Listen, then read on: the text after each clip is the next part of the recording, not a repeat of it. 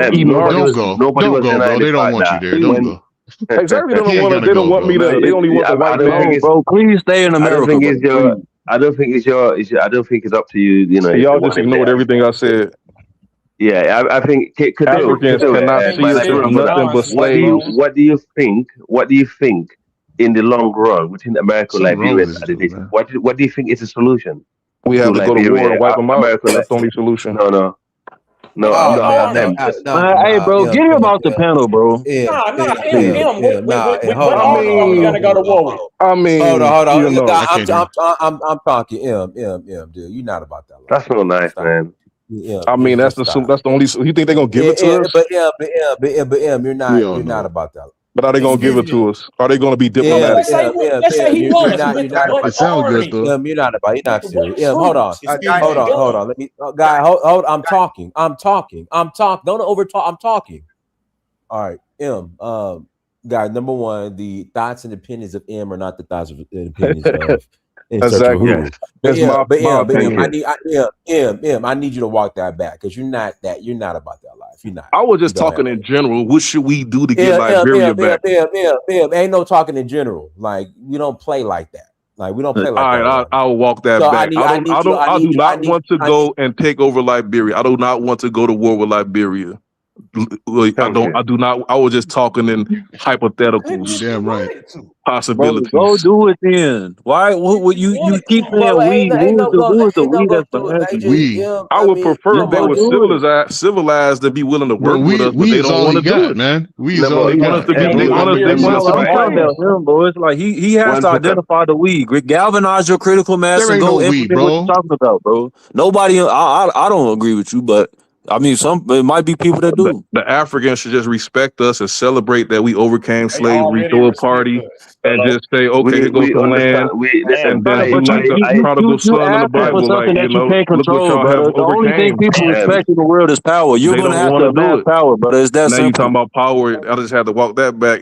The only power I know of is either influence. You shouldn't go out articulating that on the internet. According to Amos Wilson, that's just ignorant to do that. The greatest form of power is influence, not coercion, according to the blueprint of Black Power. So influence is the greatest form of power. Which one do you project? Influence. Which one do you project? You're not influencing nothing. Nobody agrees with you. That's what I'm saying. Haven't even influenced nobody on this show. I'm a social engineer. You are good at the You are good at that. But I mean, this isn't a good measure though, because people are gullible on this. But we need Africans to start respecting us. Gullibleness. They don't have to be so hateful and looking at us as slaves. Honestly, majority of Africans in the continent respect African Americans. In fact, they actually love African Americans. Even the people that you hear, what you see online, what you hear online, is not even 1% of how Africans think. Exactly, so if you're gonna take the entire opinion of the continent based on what you hear online, come on, man. That's actually really wrong. Thank you for allowing me on the show. Can I ask a question? All I got was getting called brother. Go ahead. Yeah. Have you been to Africa before? Obviously, Dinah's done already said I haven't been to Africa. Like, You never. Yeah, it hasn't been. No. That answers the question. It's like, there we go. I didn't think you have to experience it before you start. Guy. Online, you was probably dating her. Johnny, it's not your turn. Let Major Bindu talk. Go ahead, Major Bindu. Thank you. I just feel like you have to experience it before you just start judging. I really think you're just basing it on personal opinions. And I disagree with you, Em, about your preconceived notions about Africans, about Liberia, about, I just think you need to do a history and you need to go to the ground and go experience it yourself. That is I important. want to talk to some powerful people like Tinubu or somebody to get them to put a declaration. Oh God. You ain't talking to nobody. Some of them leaders, so they can start. I think Em is just trolling. No, man, I'm finna rotate though. Thank you, man. All right. Who told you Tinubu is powerful? Go ahead, Seattle. How important do you think it is for us as African Americans to go there and travel and have our own experience before we just hop on this panel and start drawing off at the mouth? That's my question to you. Repeat that one more time. Repeat that one more time. Seattle, repeat that one more time. Can you guys hear me? Yes, I can hear you, Dennis. I can hear you, but I didn't hear it either. Yeah, what was the question? I didn't hear the question. He's cutting out. Nah, he's cutting out. There must be something wrong with his mic. Yeah, I think he got bad signal. Okay. I mean, look. The Liberian that brother that was here earlier. I know Liberia very well. Like the one that was here earlier. He's a good guy. And there's a lot of Liberian people are good guys, but there's some of them obviously have problems. Just like every country you go, M needs to differentiate that. And I think Abdinus used to take M to Africa, man. For the sake of this platform, if we have to do some fundraising or do something, you need to take him to Africa. You're right, fundraising. A brother said he wanted to respond to something I said. You need to go. Yes, I did. So I just wanted to give some pushback in regards to saying that Africa didn't need sports, and that's incorrect. Sports is a conduit for business. So let's first take example your name. It's a derivative of martial art that was exported to Brazil that's made millions. People teach it as it's Capoeira. sacred and you got to go to them or whatever. Secondly, a lot of the people that build schools, wells, things like that are footballers that come from Europe. Lastly, right now, the tournament that's going on, for example, France, they got 96 people playing in it. 80 of them are Africans, and a lot of them are playing, and they all became millionaires. So they build houses, things in their village, and bring back money and spur the economy. So lastly, what happens is if you know the economics of sports and use the United States as an example, African Americans, we missed the mark in 1979, but over there in Africa, they're still trying to fight for it and getting those athletes back so they can create these same leagues and get the millions and billions of advertising dollars. So I understand that from the outside, it may look frivolous, but if you understand the economics of sports and particularly the Africans in Europe that always come back, give money, build, etc., it's a necessity.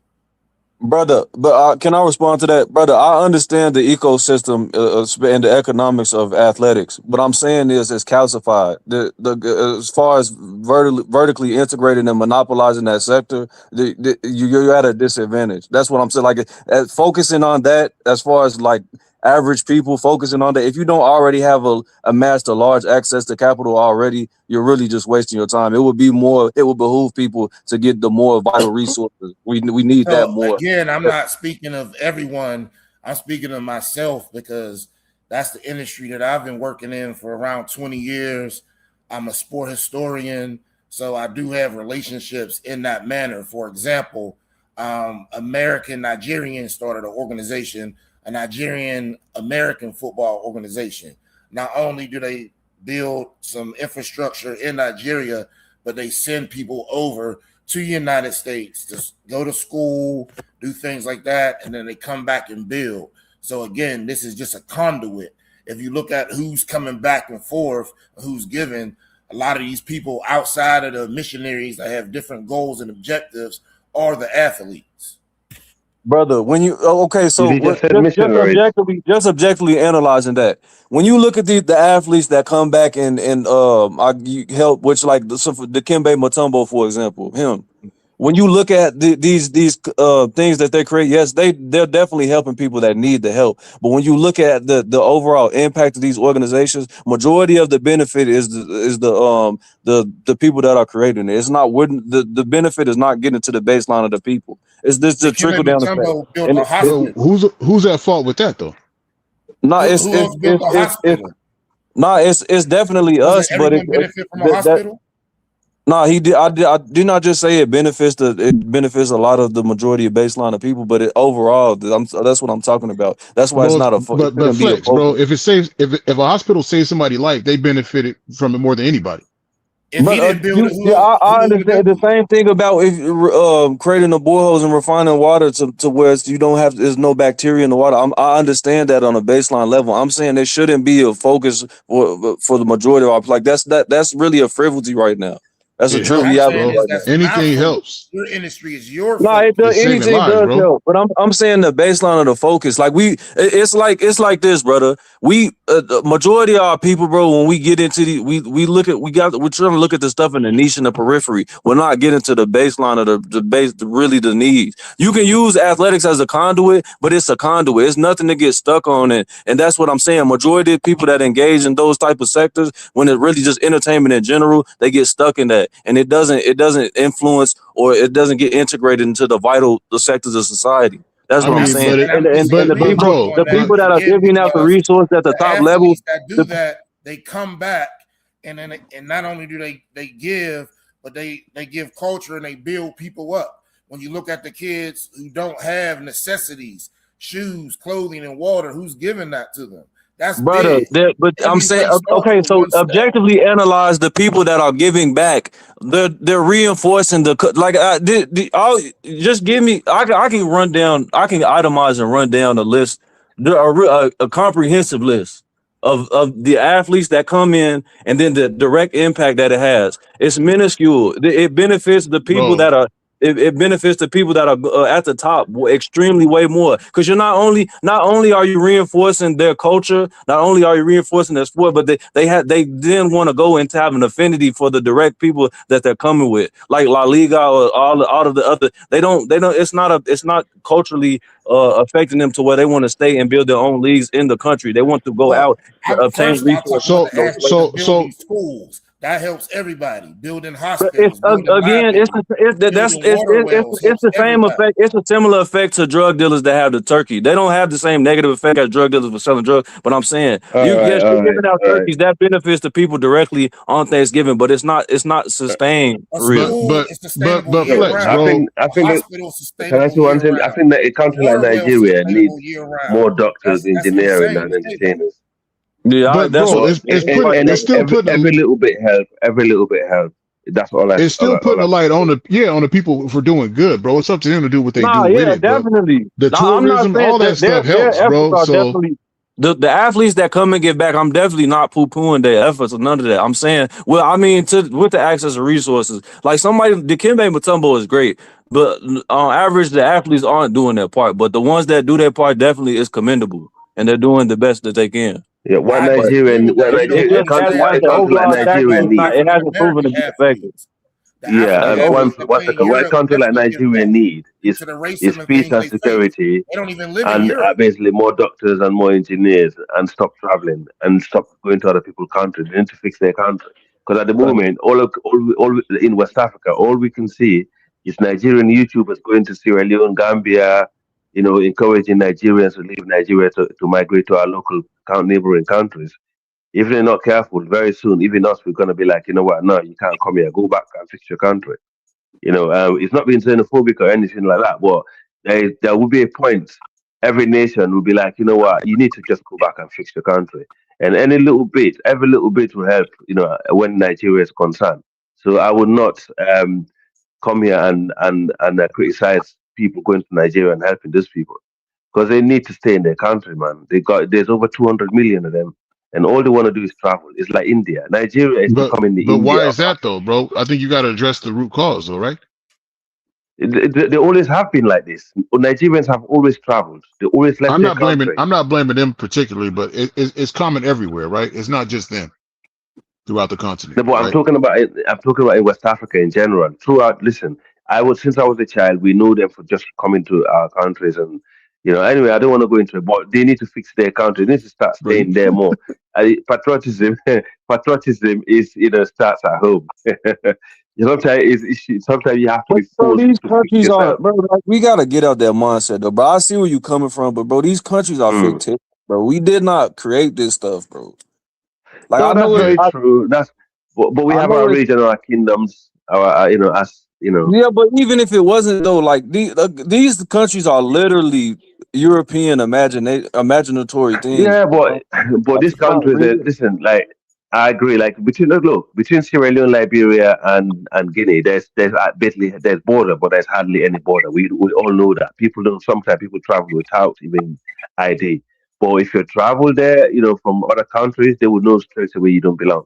As the Liberian was saying, people know who is who, so we know who is who, and sometimes it don't take long for us to work it out.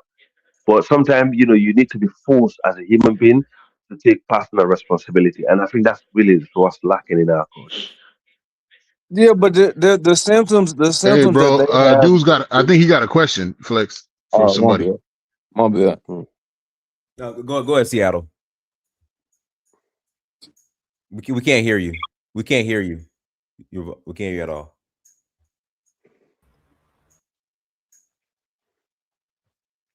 Oh, he dropped off. Okay. We can hear you.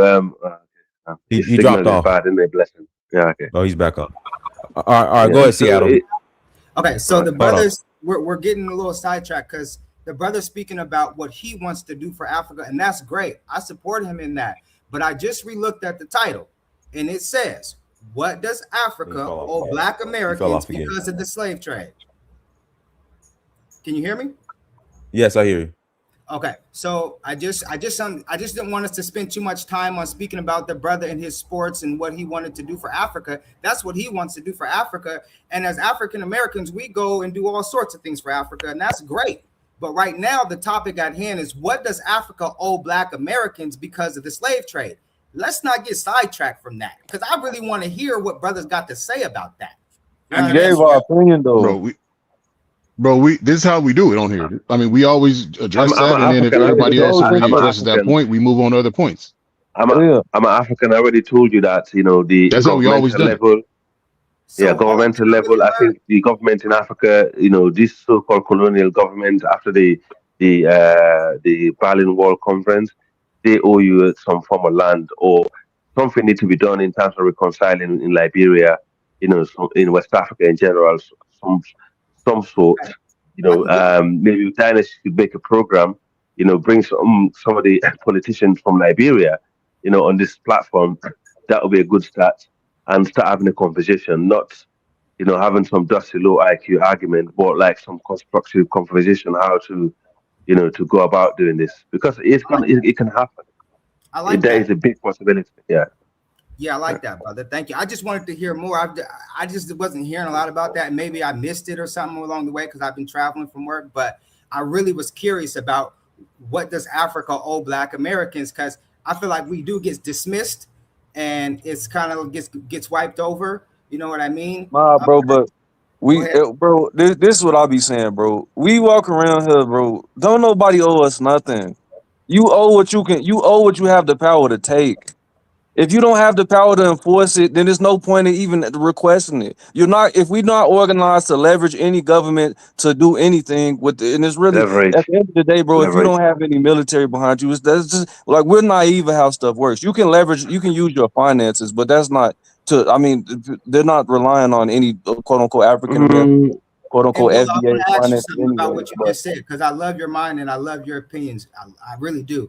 So when you just said that, it made me think to my mind. So we just supposed to go and take shit like how the white man did, because they had the force to do it, and they had the No, but military. that's not. I mean, if that's No, I what you disagree glean with from that. what I said, that's not what I'm saying. No, I'm I'm not. saying I'm you asking. could do that if you amass the power. Yeah, you could do that. I wouldn't suggest that, but I I'm saying definitely will not you have to amass. promote that. You have to amass power and organization. To be honest, that's what I'm saying. If you have an organized bloc that can move and has political and global influences economically, and it goes beyond the border, you need to have a bloc. If you had that, yes, you could leverage these governmental entities, and even just you can influence administrators to go on your behalf, which people are doing right now. But if you're talking about governmental entities divvying out reparations, and they weren't even around the time when this stuff happened, and the population that they would be divvying out reparations to, their family would be the people that was sold and the people that was selling. It just doesn't make any sense. And from a legal standpoint, it would be hard pressed to prove this,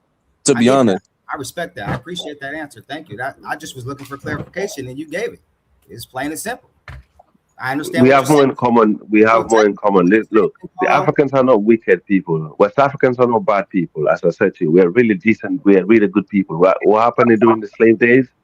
That is something that happened years ago, and it happened to loads of us. And some of the problem that you're struggling with Africans, some of the Africans are having the same problems.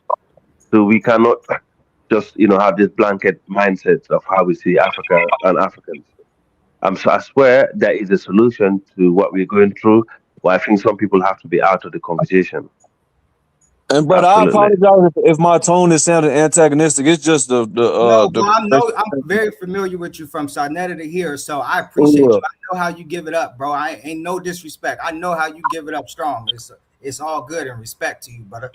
Yeah, but my thing, my just little advice, and then I'm gonna go on mute to let everybody else talk. I'm gonna say, brother, identify. In my opinion, bro, the main problem is, bro, identifying with America, bro. That's gonna be like, that's a major hurdle.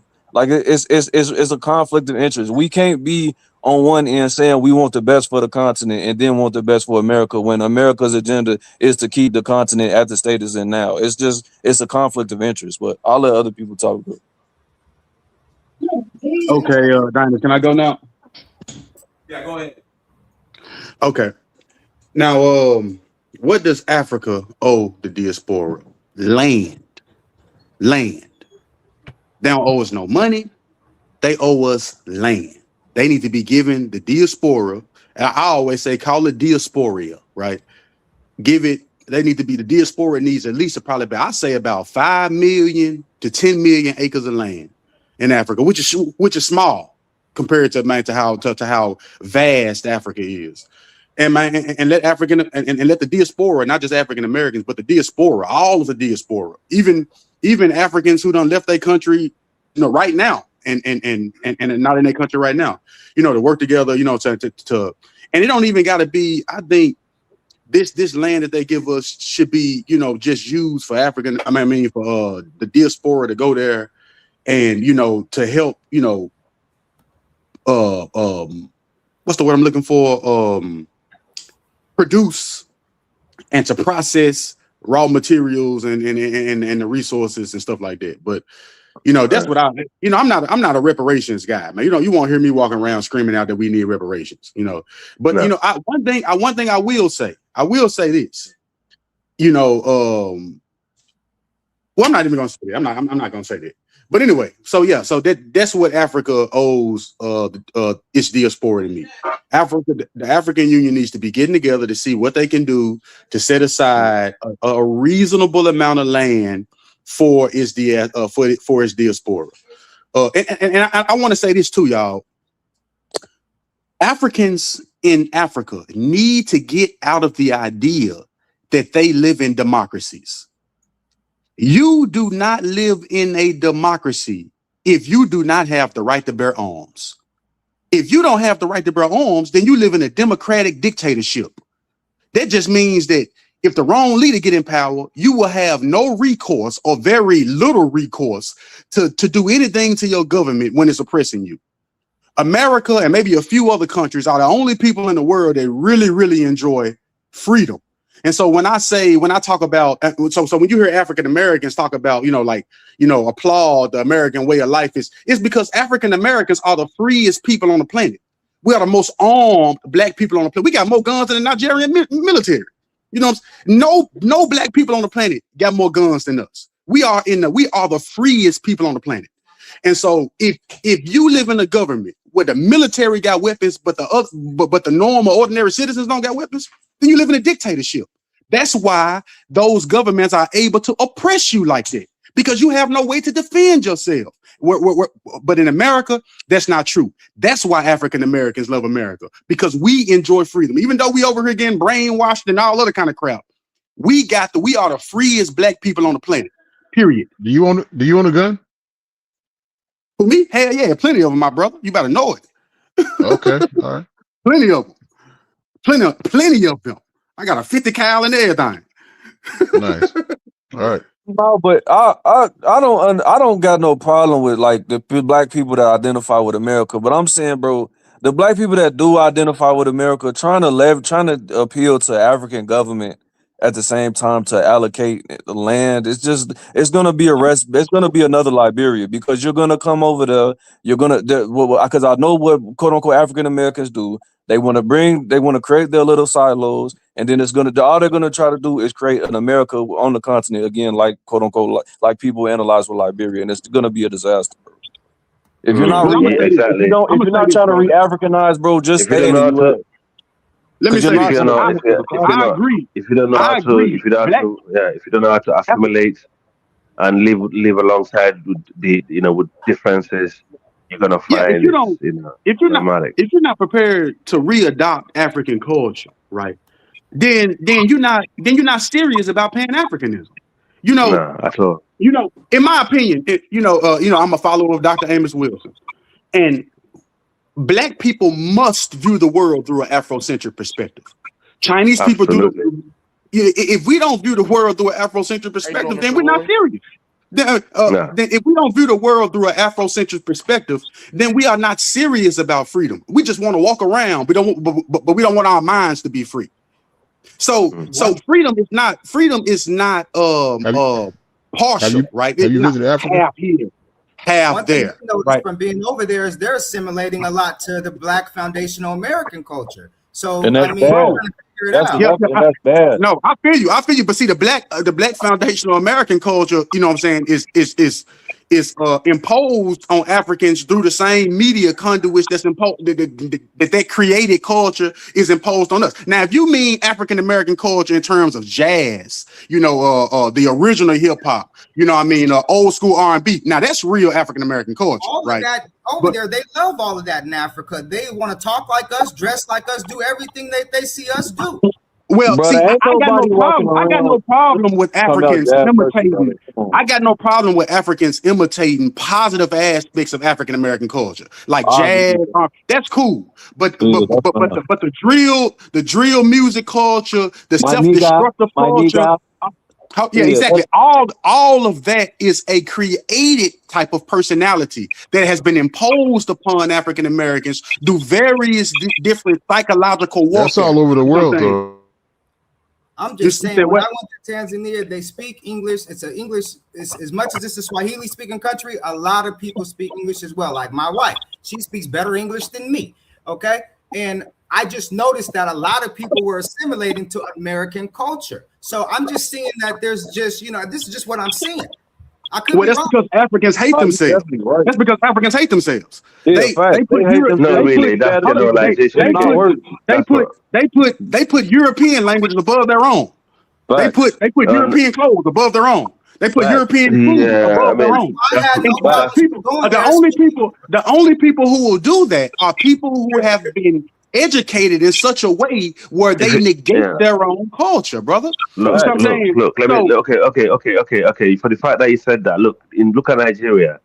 Like, for example, you can't generalize like the Fula, the Hausa, the Madingo people of West Africa. They wear their culture clothes. If you look at West Africa, majority of West Africa wear their own clothes. If you go to East Africa, they're totally different. I agree with that. But we love our culture. Most West African people love their I culture. agree. The No, they don't. language, That's West cap. African That's people, cap. in general, West African people do tend to be culturally conscious. Not all, though. Don't get me yeah, wrong. Nah, conscious. but nah, If just I was to to give it a percentage, say they love their culture on average, it's not true.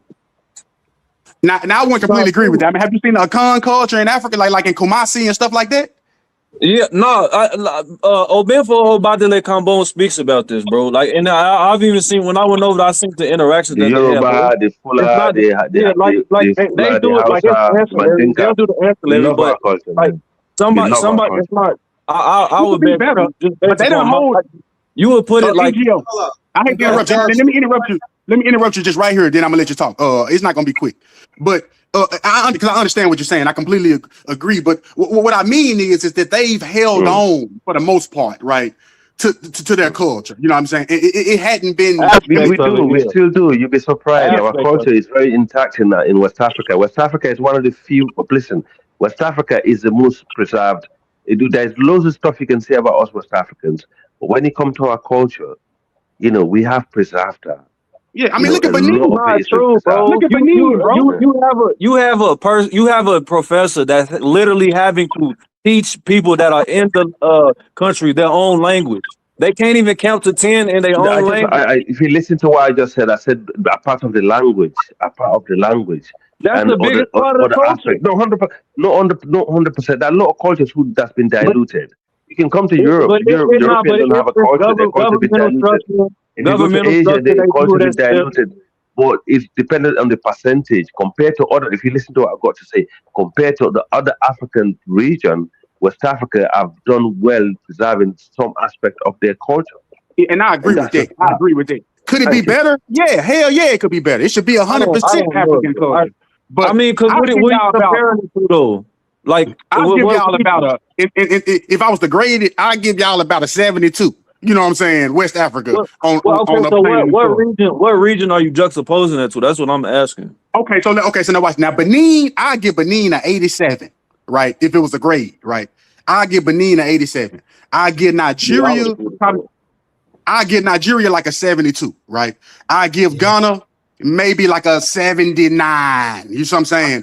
Now, religion has really been able to put itself, religion, Christianity especially, they got the big white Jesuses, they're walking down the street, white Jesus painted everywhere. But the religion, the religion is not all the entire. Why you always have to bring the religion? The religion is not the entire aspect of the That's culture. a huge It's one of aspect it. of culture, bro. It's part of it. It's not all of it. It's not all of it. language and religion is damn near, man, and governmental structure. Those three things are It's part of it. No, It's part no, of it. EPO is Don't forget. spot on. Language is I the don't want to true open this. I don't want to have manifestation this of culture. conversation. Yeah, and also with most of the West African people speak their language. The English is the official language that they learn in school, Well, they need to get for rid of that. business and other stuff. For They need to majority of start them, doing their science language. in their I don't know what language. you're talking about, and that's also, and also they even though they probably follow Christian or Islam, they still practice the African traditional religion anyway. So they Hey, Africa, practice can I say both. this? Let me say this, Africa. Yeah, go Why on. do you think? Yeah. Why do you think it's so hard for Mali and them to fight a war against it? Because they speak the same language as they motherfucking colonize. It's hard as hell to hide anything from you. It's hard as hell to fight a war against somebody that you speak the same. How you gonna hide anything from them? You speak the same code they speak. You got the same mind. They got the same line of No, communication but as you. see, Mali is nationalized. They're turning Bambara as a national language anyway. They already Yeah, flipping but they that need to, slowly. but we need to do it more rapidly. They need to be throwing out English grammar books and bringing in African grammar books. We need to be writing. We need to be. Matter of fact, the Diaspora need to be learning African languages so that we can contribute to the literature and also inject our ideas into the African consciousness. That's why it's so important. It sounds like it's safe to say. It sounds like it's safe to say that Africa can't do nothing for African Americans because they can't even do shit for themselves. They're still stuck in the colonial mindset of. But So they we all are though. That's the thing. We all African Americans. African Americans are too though. Hell, we all are. Every inch of the earth where black people at is mentally backwards and pathological. You're not escaping it. Yeah, I mean, there's an aspect of that, absolutely. You know, but it's I'm more just like saying. that. But again, we are delusional to how deep we are in the hole as far as our mental pathology, bro. Like that. Like I'm being nice. I'm not giving the pushback that I could be giving because just for the sake of the flow of the conversation. But I don't agree that at all that West Africa is culturally intact and they have take pride in their culture. But I'm not. Okay. I would say about. I feel like it could be better, but I think they do way more than East Africa though, bro. Compared to the rest of the continent. East Africa, I can't speak on that because Central and Southern. Have you been to Africa in Angola? Yes. I wanted to ask you Okay, that too. where? I wanted to ask you that. I've been to Ghana. I was curious about Ghana. You've been to Ghana. Okay. Well, I will. I've been to Kumasi in the Kamale region in the north. Would you ever pick up? Okay. Do you have plans to pick up and leave America at any point in time and live? Yeah, I'm doing it within the next 3 years. I'll be completely gone from the United States. I like that. That's what's up, brother. I won't be doing that, but I just wanted to ask you that, and like I said, I really respect your mind, so I appreciate. I want to practice law in Liberia. That's my dreams. I'm gonna try to to go practice law in Liberia. Once I practice law here in America for long enough, I'm gonna go to Liberia and try to see if I can practice some law. That's my dream. Oh, that's good. That's good. I mean, Liberia, to be honest with you, Liberia is something that you guys need to work on and see how you can bring reconciliation back. And the thing is, it's not only if there is anywhere, it's not only American Liberians who suffer during the war of Liberia. Even the native people suffered a lot, and the neighboring countries suffered a lot. Sierra Leone is one of the countries who suffered a lot from the war. Even Ivory Coast, but luckily they managed to stop it. So it's something that needs to be done. And sometimes when you go through a war, you come back together, you can grow more stronger than pre-war dates, basically. And I think that happened. Even in Sierra Leone, we are more stronger today than when it comes to communal than where we was, before the war, because you learn from it. Especially the generation that experienced war, it's not something that you want to be part of. And I like the current Liberian president. At least it's the few articles I done read on him. Look like he's doing some good things over there. But yeah, he's a good guy. I would be interested in African Americans, man, reasserting their their legacy in Liberia and making amends with some of the mistakes that we made there, right? Because even though I hate, I dread the Civil War and everything that happened in Liberia, I do acknowledge there are some things that we could have did better, right? You know what I mean? I think if African Americans, man, was to get a better group, get a nice group together, to go there and remain and start to invest and do things like that to kind of change the narrative with respect to African Americans. And now I think that's possible, and it can be done in this generation.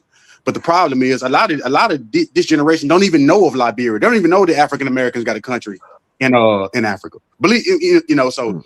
That's the level of miseducation. And I know we talk about African American culture a lot, but we a lot of times we don't talk about the education of African Americans and how African Americans have been taught to ignore African history. And most African Americans know more about Thomas Jefferson, George Washington, white figures and white history and white social and political and historical events than they know about any kind of inkling of Africa, right? You know what I'm saying? So you got to give, African Americans have been educated in a jail-like environment. Almost every school you go to here looks like a jail. And in that jail, they have been indoctrinated with a standard Eurocentric curriculum that only teaches about Black people with respect to their relativity to white people. So the only, thing that we learn about Black people is their relativeness to white people, right? So it's almost as if, to African Americans, many of them, it's almost, especially the average one that you might find in the ghettos here in America, it's almost as if they didn't exist or they weren't even conscious before coming into contact with white people.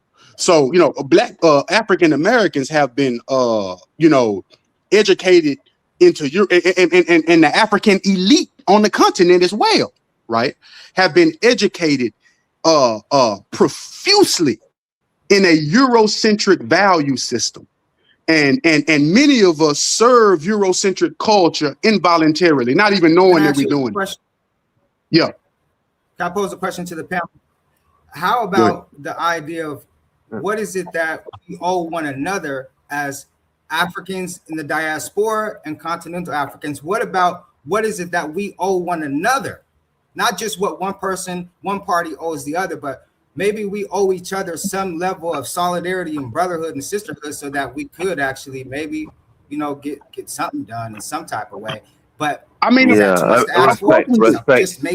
respect, mutuality is one thing, but to be honest with you, like the this FBA cult that is popping up, it's been a major setback for African Americans and the African people in the country.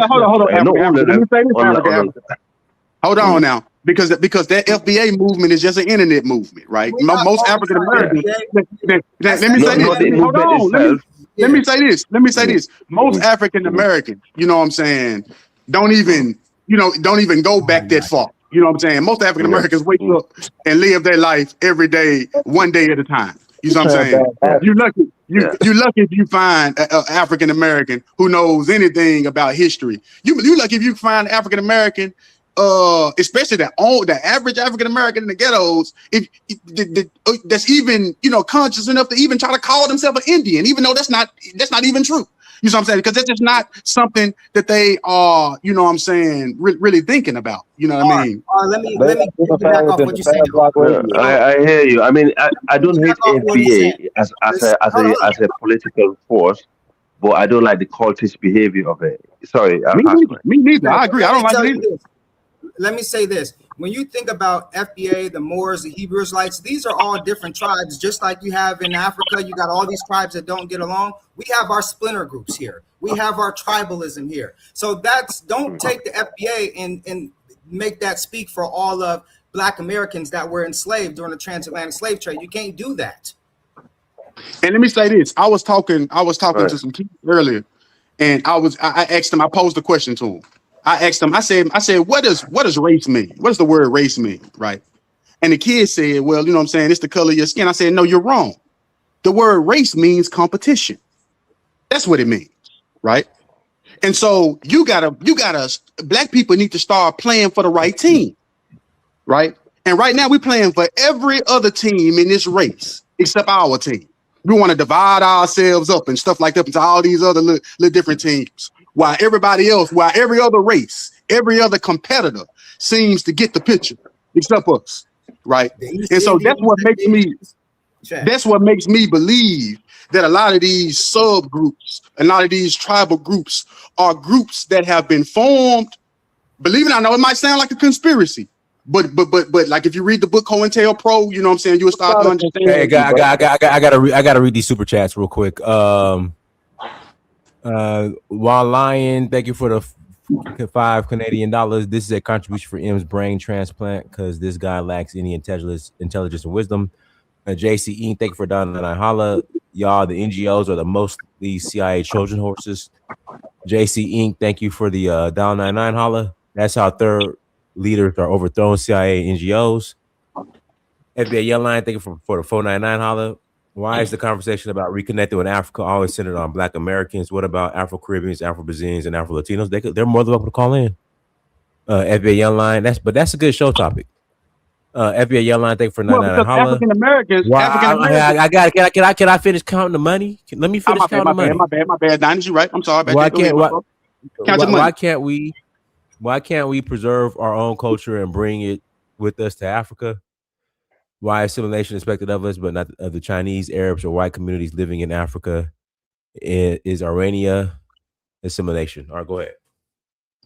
I was just going to say that, African Americans, and don't get me wrong, in my opinion, everybody, even Caribbeans, are technically African Americans because they live in the African hemisphere, right? But if you mean, Black Americans that live in the northern in North America, I think a lot of focus is on them for the very reason that this brother here who that we can see said, right?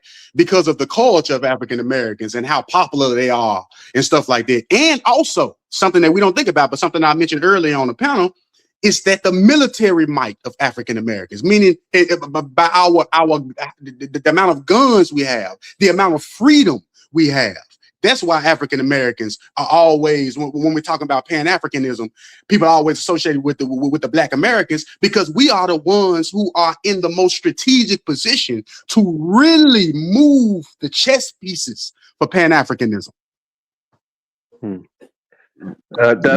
Dennis, I think Man Seekers is the back is trying to jump, but I'm gonna sign off because I got work in the morning. It's like nearly, it's a different time zone, in the UK. But peace to the entire family. Unity is a strength.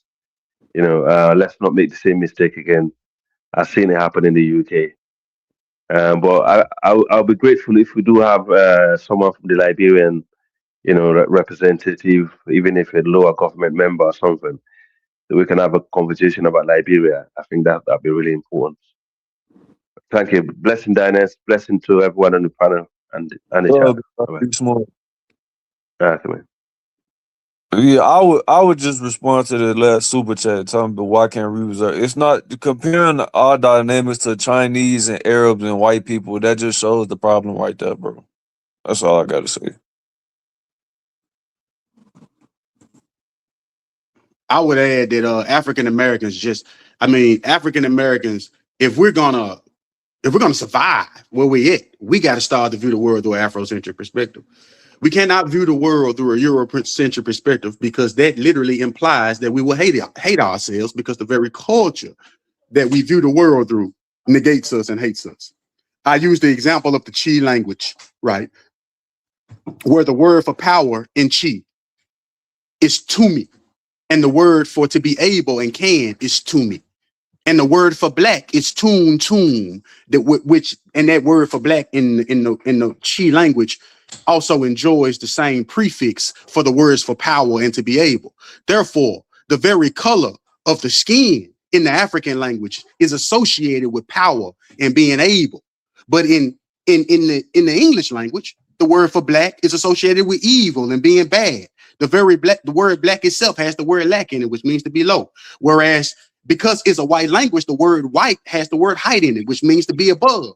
So it represents their language. I know that sounds, we might think that stuff like that isn't relevant, but I bring that up to show the type of language that we are using, right? You know what I mean? And the type of culture that we have adopted. We have literally adopted a culture and a language. And like I just said, a language is the highest manifestation of a culture. If you and I were walking through a jungle, right? And we didn't see nobody around. And then we ran into a rock and we seen some carvings on the rock that looked like little symbols. Then we could be for sure that somewhere around lurking was a civilization or a culture. So language is the very manifestation of a culture. And when you use a people's language to think, to analyze yourself, then you are using someone else's lens to view yourself. And that is not the way it's supposed to be. Like Amos Wilson said, Black people are African containers, devoid of African content. And that's not going to work. Black people must adopt the culture that is designed for them. They must adopt the languages that is designed for their minds if they are to survive. I agree with that 100%. But my question is, how is that logically going to happen when we're all born in the United States of America? Nobody's over here learning how to speak West African languages or none of that, like on a large scale. Black people, we're not doing that. So I'm just trying to figure out how that's going to happen. Nah, but it don't gotta be. I can tell you how it can happen, brother. I can tell you how it can happen. Actually, you know, I'm a lawyer. Right now, I'm working on some extremely important legislation, and an extremely that's really going to reshape the way that Black people learn. I spoke about this issue at the Association for Black Psychologists last Tuesday. Because what's going on, the way Black people are being educated is so they are schools across the nation are misapplying Brown v. Board of Education. Now, if Dinus permits, I'm just going to explain this real quickly. Brown v. Board of Education held that separate but equal educational facilities was unconstitutional, right? Now, what schools are trying to do, let me ask you a question. Is educational facilities and education the same thing? I'm asking you, brother, the brother who posed the question. You asked me education and educational facilities. No, because education starts at home with your parents. Okay, well, and then now pause there. So, now the reason this is so important is because the court said that educational facilities, separate but equal educational facilities, was unconstitutional. So schools are trying to pretend as if same educational facilities also means same educational curriculum. And what that has caused, this misapplication of Brown, the consequences of this, right, is that it imposes a state of involuntary servitude on our children and actually on our intellects, because the curriculum that the schools use to teach Black children is Eurocentric, and they don't offer an optional Afrocentric curriculum for the children. So to answer your question is, we must change the educational climate, and there is a way to do it, because schools are violating the 13th and the 14th, where your states, all of your states, if they are doing this, if they are using a strictly Eurocentric curriculum in a jail-like environment, which is a school, to educate Black children, then they are still holding on to the minds of Black children, because even though they might have returned to them their freedom of movement, they have not returned to them their freedom of thought, you see. And so involuntary servitude is different from slavery, right? And you got to remember, the 13th Amendment protects us from slavery and involuntary servitude. Slavery is a conscious servitude. It is a servitude that the subject is completely aware of. Like if you and I was to go to a penitentiary, do you think that you would see two prisoners arguing whether or not that they were prisoners? Hey, real quick, shout out to Black Rose. Thank you for the $20 holla via Cash App. Thank you, sir. I'm just trying to figure out. So let me ask you this question: how us Black Americans are going to get back to the original spiritual systems that we had before we would take. I'm gonna get there. I promise you. Thousands of languages, because I don't have just one African tribe in me. Doing my DNA, I know I have probably hundreds, over 50 different. Probably people that spoke different languages, came from different places, that are in my blood. All you gotta do is start with one, though. That's what I'm saying. You don't gotta pick that. Just start with one. That's all you gotta do. So like, and so we black people are enduring, especially African Americans and the African elite, African Americans.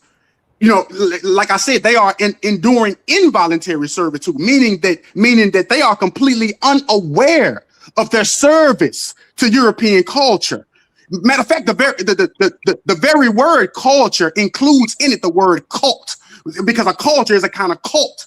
So as a result of only being educated in a Eurocentric curriculum, then our children only know about white people. They only know about the white historical, social, and political experience. They know nothing about the Afrocentric social and political experience. So black people, so how do we fix this, right? I told you that this could be fixed. And once it's fixed, once we are able to return an Afrocentric curriculum in our classrooms, then everything that you just talked about will follow. Matter of fact, our black intellects can choose what African language that the African Americans want to adopt, right? We can choose one African language we want to adopt, and we can start to have it taught in our classes around, right? But okay, so how do we do this? What we need parents, we need black parents around the United States to go to their schools and request an optional Afrocentric curriculum that is tailored to the unique needs of black children that black parents can opt themselves into.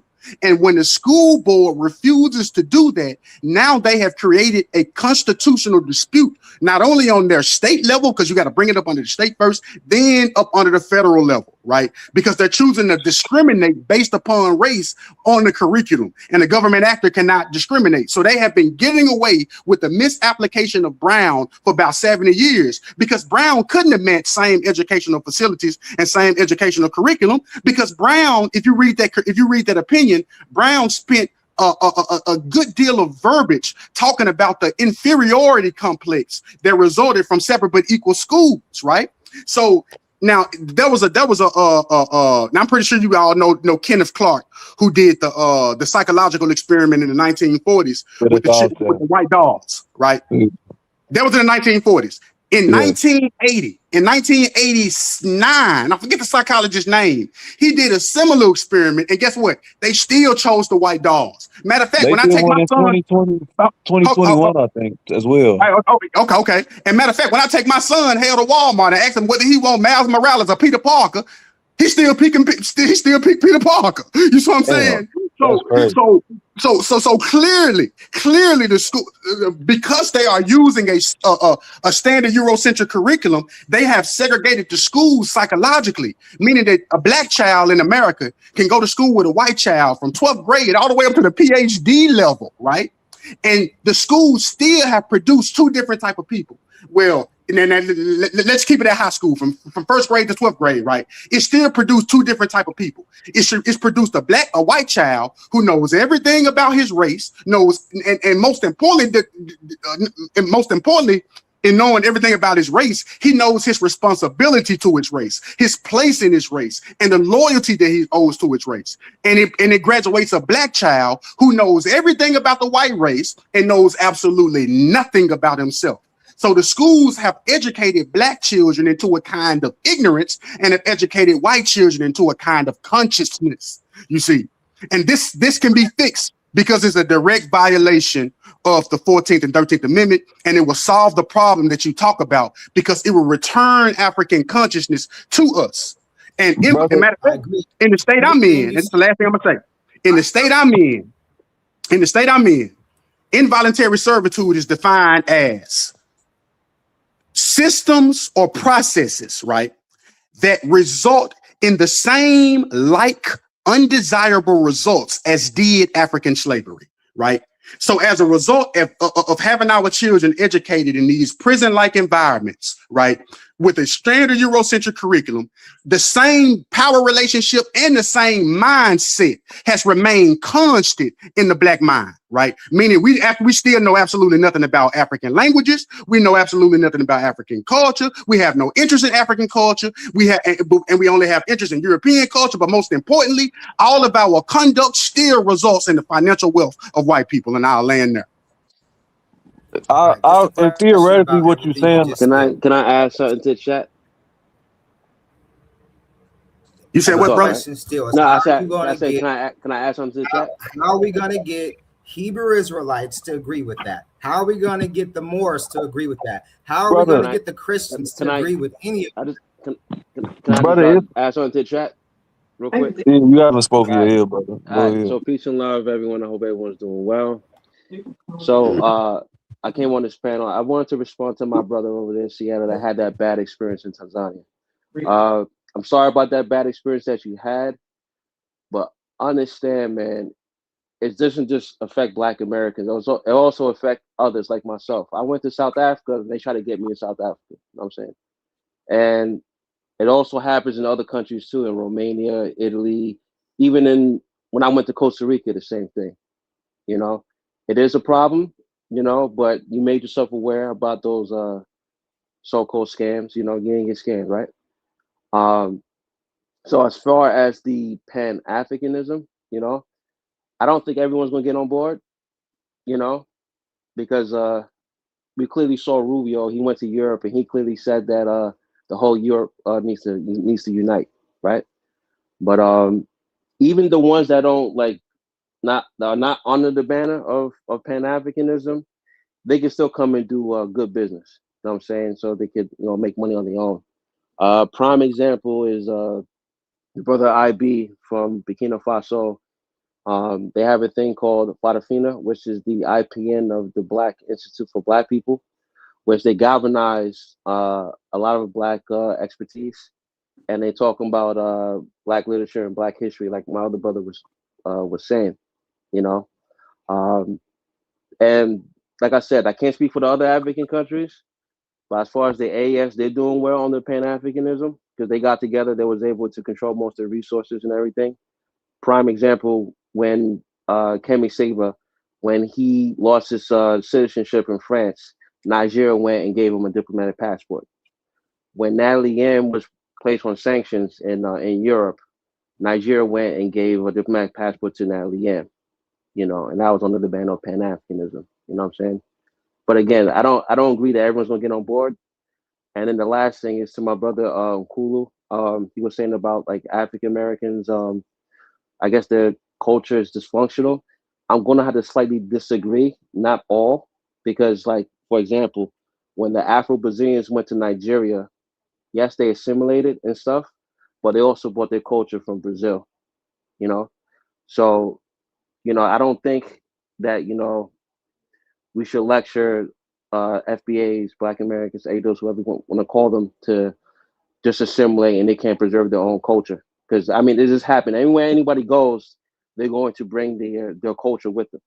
Nah, but brother, I'm not saying, brother. I'm like that's what I'm the quote unquote culture. I'm not saying that it's all this. I've never said it's all dysfunctional. What I'm saying is majority of what people put as the bastion of the culture is majority European. That's what it's counterproductive to the ultimate goals of which me personally and people that think like me are trying to do. We're not trying to recreate European concepts. It's not even a re-Africanized as far as just from a periphery standpoint. It's intrinsically re-Africanizing. It's not about all of the value system. It's the thought process. It's what it's what you patronize. If you bring that stuff to the continent, you're just going to recreate madness and dysfunction. That's what I mean. Can I ask you? Yeah, I mean, like I agree with my brother. And let me say this: we confuse. We think that we all got to be on the same page. What Black people need is inspiration. All we need, like Assimi Gorta, those three men done inspired a whole nation. I mean, inspired a whole continent, really. Matter of fact, most of the population of all the continents want to be a part of them. The only reason they not is because they got puppet leaders, right? So we don't need, everybody ain't got to be in the same mindset. Black people need serious leaders so that they can be inspired. And I'll say that. I think it's delusional to think that there's gonna majority of our people are not going to be doing productive, progressive things in terms of the quote unquote Afrocentric mindset. It's just not going to happen. What needs to happen is the critical mass that agrees on the ideal basis, the baseline of ideals. We need to start producing more, and we need to start cooperating more, and we need to start implementing more. Now, what the brother was saying in regards to the educational system in the United States, in theory, I would agree with that, but I'm saying their system is calcified into the way where they're conserving their power structure. They're not gonna undo their system by properly making sure and ensuring that we get properly educated. They're not going to do that. What can happen though is we can properly allocate the resources that we do have, which is a lot because our access to capital in the United States, and prioritize privatizing our education system to where there's no red tape. We don't have to be it doesn't have to be based on litigation. And when it gets to litigation on the public level, when public funds are being allocated, it's going to be a whole bunch of red tape. And Even I if want you, Hey, even but if look, you win a case, now look, let me say this. Let me respond to him. Now, hey, look, I know what's ahead of me, right? You know what I mean? But this is a legitimate fight. Matter of fact, I filed a complaint with the Human Rights Commission of my state. And but this was before this was when I was a rookie lawyer. I filed the complaint wrong, and they sent me back. They sent me back a response, pretty much saying, I filed the complaint wrong. I need to refile it. But they did not say that I didn't that my case did not have merit. Right? They didn't say that at all. They just said I need to refile it. So this is a real and true issue that can be fixed, brother. And I understand your pessimism, right? You know what I'm saying? Especially living in this I'm not colonial. pessimistic towards it. I'm just trying to be objective relatively to my. I'm saying go for it. I'm not saying that you can't accomplish it. I'm saying that there's going to be a whole lot of red tape. Yeah, for sure. And then I just wanted to add one more. I just wanted to add one more thing to the brother FBA Young Lion.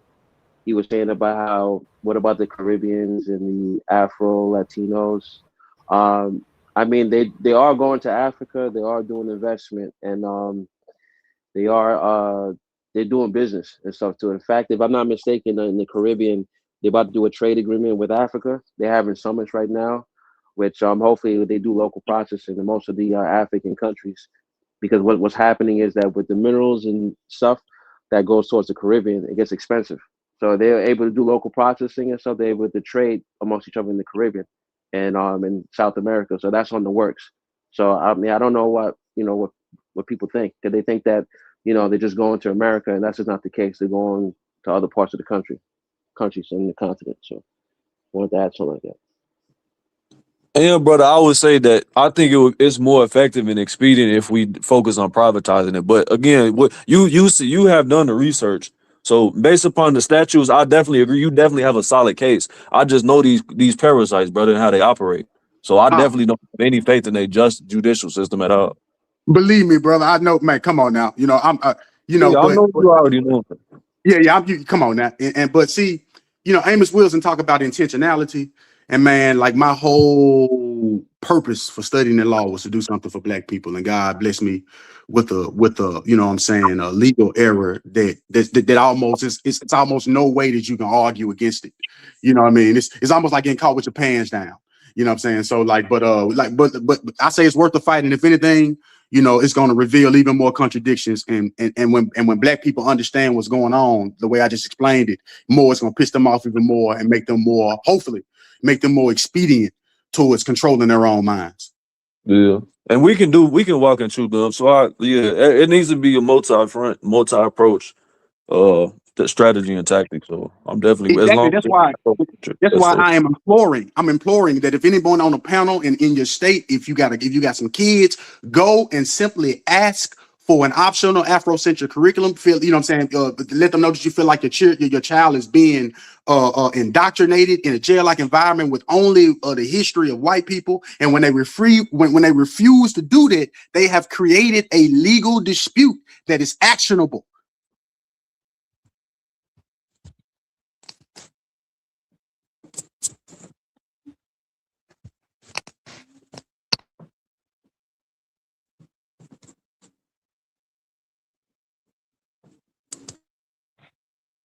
Everybody got quiet. No, I thought you were still talking. Yeah, I thought Well, yeah. So like, if y'all can, brother, like I man, just simply go ask, man, and let your friends know. It's better if collections of parents go up to these school boards and recite this issue that I just explained to them. Right. This has to be brought to the forefront. Right. This like my brother said, this needs to be a collective front. Yeah, but the thing is that too now they have a fight against most of these conservatives, whatever. They're striking down. Check this out. Especially like in. I actually went to my school board in my state and recited this issue to the school board, right? But right before I had did that, it was some immigrants and some illegal immigrants there who was trying to get alternate bus routes to their to the schools because ICE had been, you know, waiting at the school to pick them up or whatever, right? Don't you know because the illegal immigrants had so much support. It was so many illegal immigrants there supporting this that the board voted on it right there and got alternate bus routes for them, right? I got up there, and because I was the only person up there speaking, right, I couldn't even get nothing done, right? You know what I'm saying? Even though all the black people, when I was done, like all the police officers, when I was walking out, they was clapping for me. They was like, bro, I hadn't, you know, and think about it, you know what I'm saying? But we just need more support on this issue, and it needs to be brought to the forefront because our children are being brainwashed, and we're complicit in it.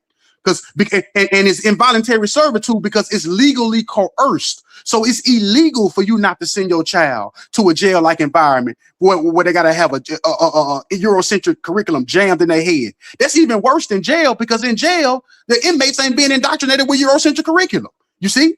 Yeah. So this is a very serious issue, brother. It has reduced us to involuntary serving such that even when we get to college, we use our degrees to help them make weapons and to make weapons of mass destruction that they're going to use to perpetuate their dominance on us. I mean, it's definitely a conundrum. It's the most vital thing, to be honest. But the biggest hurdle, brother, is getting the people to realize how detrimental it is. And I think once you get the people to realize how detrimental it is, then they'll be willing to allocate their private funds to do it. Then they'll be leveraged. You can leverage the public sector as well, though. But that's the challenge. That's the challenge, bro. Hurdle. Yeah, that's going to be the biggest hurdle to show them how drastic of a problem it is. That's the challenge for sure. But like I say, you know, I got the Association for Black Psychologists on my back here. Now, this is the classic Association for Black Black Psychologists with people like Kobe Cambone. Matter of fact, I think he related to the Cambone you mentioned. They work in tandem. Benfo Obadele Cambone, mother Mama Mawia, Nana Mawia. She used to be head of the Association for Black Psychologists. Yeah, and he has some Cambone produced some very, very good curriculums that schools can use. If you ever read the Blueprint of Black Power, Amos Wilson actually got the whole curriculum in that book. Yeah, for sure. So we got perfect models, and we need to get our children away from these standardized tests because they are nothing but examples of voting rights tests. That's all they are. They are equivalent to voting rights tests, which the Supreme Court said was unconstitutional. You know what I mean? So we got a lot of legal issues that could actually advance the plight of our people. But the problem is that a lot of black lawyers are Uncle Toms. They don't have black consciousnesses. So they don't even know how to use the law to advance it for black people in many ways. Right. I think, it's just, me personally, I think the most effective way is for our critical mass that exists. Well, if it is in fact a critical mass, I would assume so based upon people's sense. But again, most people are not serious. But us that know, bro, it's just got to be implementation. Like when it comes to implementation, finding people that are serious enough to actually implement the stuff in real time, bro, that is the most difficult hurdle. And I think once that critical mass coalesces, because as individuals you can only go so far. I'm trying to network anybody that's really serious, brother. I want your information, and I want to correspond in real time and actually create things that we can go forward in. Just creating small goals and then go to big goals, just in the immediate future. Just on a small level, small scale, then we'll go to bigger scale. But anybody that's serious, if you want to get in my if you want to exchange contact, I'm open to that.